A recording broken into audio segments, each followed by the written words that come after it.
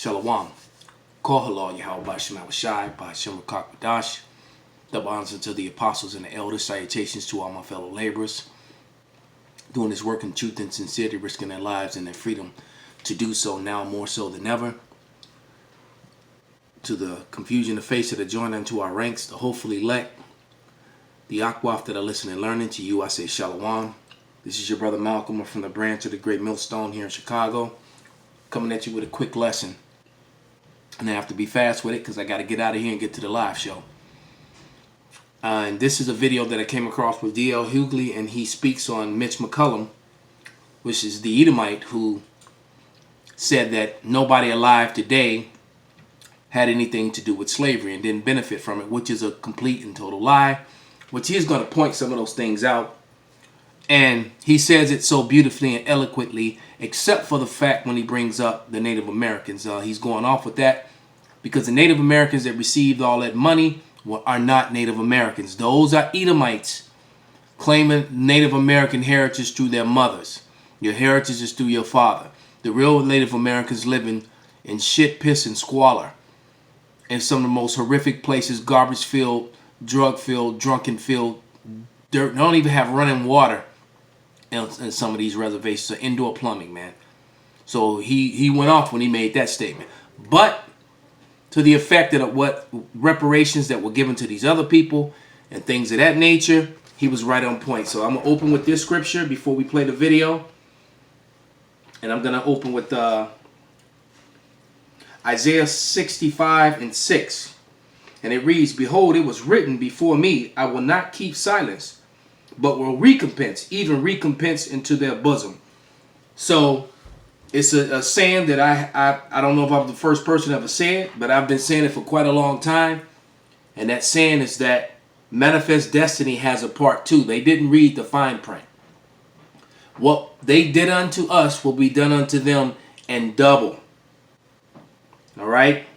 It shall be done double. This is Jeremiah 16 and verse 18. And it reads, And first I will recompense their iniquity and their sin double, because they have defiled my land. They have filled my inheritance with the carcasses of their detestable and abominable things. All right, so they've done horrific things to the Lord's people, to our holy land, to our heritage. So without any further ado, let's let Brother D.L. Hughley speak his piece. Mitch McConnell, the Senate Majority Leader, commented on reparations. This is a big deal right now. Everybody's talking about it. Matter of fact, today there was a meeting on the Senate, gathered a lot of people. He said that none of us that are currently living are responsible for slavery. Why should we pay for something we didn't do? Even if you didn't own slaves, you're a white man of a certain age in America, you directly benefited from it. You probably were taught to speak or to ride a bike or how to cook by somebody who directly owned slaves. You benefit. You got a head start. The school you went to, University of Kentucky, you got to go to school without them accepting black people. You got a head start directly because of slavery.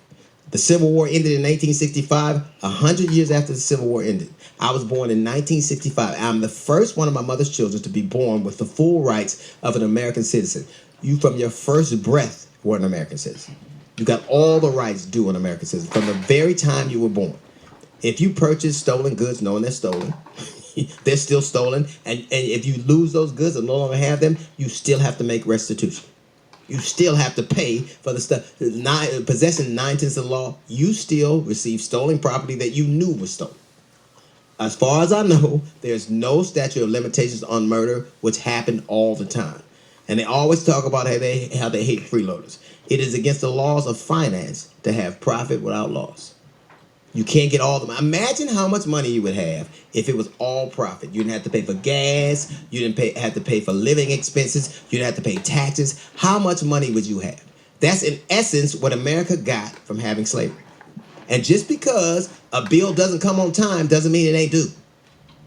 You run up an American Express bill, let it be late. Are they going to say, well, it happened a long time ago, we're going to let that go? That's not what happens. And they've done it before. This idea that it was so long ago we can't do it. In 1982, The federal government paid $25,000 to the family of Italians who were lynched in 1891. So you will pay lynched Italians 100 years later, but not people who were descendants of slaves. You won't do that. And none of those people who were lynched were there. And none of the people who wrote the checks to them actually perpetrated the crime. They were the descendants of those people. And you paid them. You paid Japanese internment camps. Each survivor got $25,000. Reagan did that. The Native Americans got $1.3 billion after World War II. So the national debt right now, as it stands, is $22 billion. So, and we also rebuild countries that we ruined. We ruin those countries. We run up a tab to our national debt by fixing the countries that we've damaged. So there's a national debt clock you see right now. It says that every American family owes almost $1 million. Now, who's going to pay for that? $1 million. You know, actually, I was born paying for stuff that I never had, that I never was a recipient of. Social Security works that way. So you get to decide. Your argument is just because I didn't do it, I wasn't there, I shouldn't pay for it. This country got rich and received recompense by brutalizing people. And it's amazing. It's amazing that the very people right now will build monuments acknowledging slavery, Confederate statues acknowledging slavery, but they do not want to deal with the repercussions of it. If you don't have the money, that's fine. Do what we do. Put a little something on it. You don't have to give people 40 acres of a mule. I know that's impossible. You can send people to school. You can forgive debt. You can give no interest loans. There are a lot of things you could do to make things right. Not because you owe, but because it's the right thing to do. You said yesterday, why should I pay for sins I haven't committed? But you are the same people that go ask, what would Jesus do? Isn't that what the guy that you always wear those bands and espouse his name would do? He paid for sins he didn't commit. Most intelligent and spiritual and powerful thing that he ever said. Yahweh Shai did pay for sins that he didn't commit.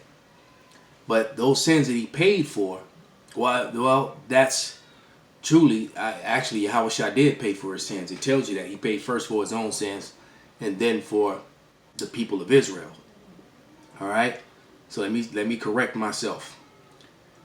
But there is a recompense. This is Galatians 6 and 7. And it reads, "Be not deceived. God is not mocked. For whatsoever a man soweth, that shall he also reap." So Esau, Edom, the pale man, the red pale man cursed in the Bible, is going to pay. This is Colossians 3 and 25. "But he that doeth wrong shall receive for the wrong which he have done. And there is no respect of persons." All right. So if the Israelites can have to pay for what they did, how much more the heathen? How much more Esau, Edom? One last scripture. This is Revelation 18 and 6. And it reads, "Reward her even as she rewarded you, and double unto her according to her works. And a cup which she hath filled, fill unto her double." Call halal Yahweh B'Shem Avashai, B'Hashem Rakak Wadash, Wa Abba Babal. Kwam Yasharala.